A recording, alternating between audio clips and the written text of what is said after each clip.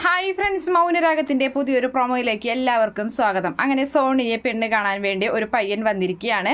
ആദ്യഘട്ട് തന്നെയാണ് സോണിയുടെ രണ്ടാം ഘട്ടമാണെങ്കിൽ പോലും. അതിനുശേഷമാണെങ്കിൽ പയ്യന്റെ അച്ഛനും അമ്മയ്ക്കും ചെറിയ സംശയമൊക്കെ ഉണ്ട്. ഇനിയിപ്പോൾ കുഞ്ഞിനെ അന്വേഷിച്ച് കുഞ്ഞിന്റെ അച്ഛൻ വരുമോ എന്നൊക്കെയുള്ള ഒരു സംശയമൊക്കെ ഇങ്ങനെ തോന്നുകയാണ്.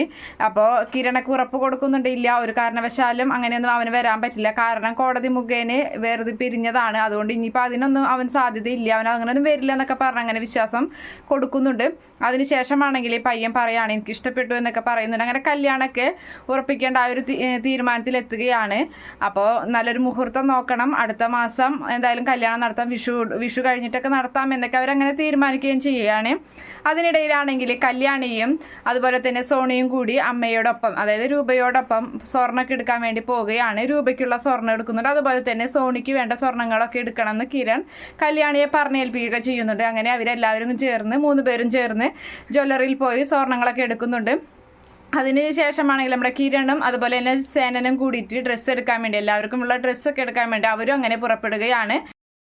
ഇതിനിടയിലാണെങ്കിൽ ശരണ്യയെ കൊണ്ട് ആകെ പൊറുതി മുട്ടിയിരിക്കുന്ന പ്രകാശനും അമ്മൂമ്മയും വിക്രത്തിനോടായിട്ട് പറയുകയാണ്, എന്തായാലും സോണിയുടെ കൂടെയുള്ള ജീവിതമായിരുന്നു നമുക്ക് സ്വർഗം എന്ന് പറയുന്നത്. അവൾ ഇത്രയും വലിയൊരു പ്രശ്നക്കാരിയൊന്നും ആയിരുന്നില്ല, എത്രയും വേഗം നീ അവളുമായിട്ട് അടുക്കാൻ നോക്കണം എന്നൊക്കെ വിക്രത്തിനോട് പറഞ്ഞു കൊടുക്കുന്നുണ്ട്.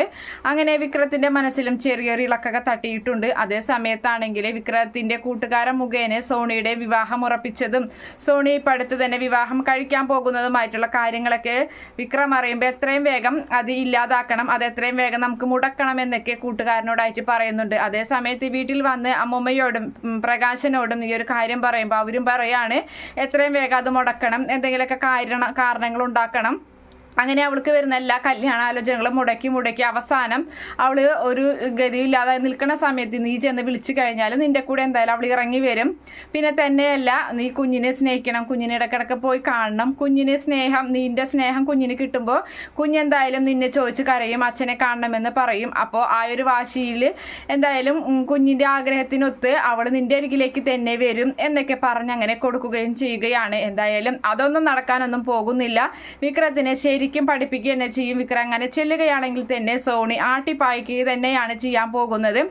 അങ്ങനെയൊക്കെ ഒരു ഭാഗമാണ് ഇനി വരാൻ പോകുന്നത്. Okay friends, bye, thank U.